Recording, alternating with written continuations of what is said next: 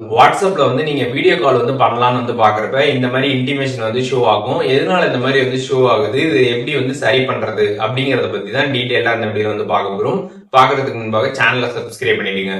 வீடியோக்குள்ள போலாம். வாட்ஸ்அப் ஆப்ல நீங்க யாருக்காச்சும் வீடியோ கால் பண்ணலான்னு பாக்குறப்ப இந்த மாதிரி பாத்தீங்கன்னா ஷோ ஆகும். இது எதனால ஷோ ஆகுது அப்படின்றத ஃபர்ஸ்ட் தெரிஞ்சுக்கணும். நீங்க வாட்ஸ்அப்ல கேமரா பர்மிஷனும் மைக்ரோஃபோன் பர்மிஷனும் பாத்தீங்கன்னா எனபிள் பண்ணாம இருப்பீங்க. அதனாலதான் பாத்தீங்கன்னா இந்த மாதிரி ஷோ ஆகும். ஸோ அந்த பர்மிஷனை நீங்க எனபிள் பண்ணிட்டீங்க அப்படின்னா அதுக்கப்புறம் பாத்தீங்கன்னா நீங்க வீடியோ கால் பண்ண முடியும். இப்போ இங்கே பாத்தீங்கன்னா கண்டினியூ ஆப்ஷன் காட்டும். அந்த கண்டினியூ ஆப்ஷனை கிளிக் பண்ணதுமே பாத்தீங்கன்னா உங்களுக்கு இங்கே அந்த பர்மிஷன் அக்செப்ட் பண்றதுக்கான ஆப்ஷன்ஸ் எல்லாம் காட்டும். இதுல ஒயில் யூசிங் த ஆப் அப்படின்ற ஆப்ஷன் இருக்கும். அதை நீங்க கிளிக் பண்ணிருங்க.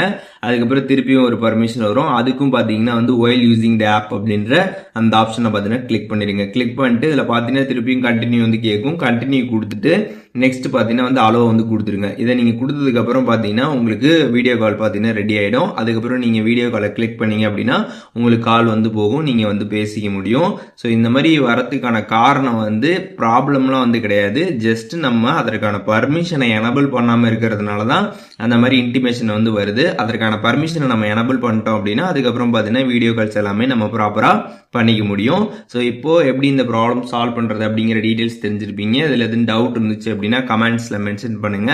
நான் எல்லாருக்குமே ரிப்ளை பண்றேன்.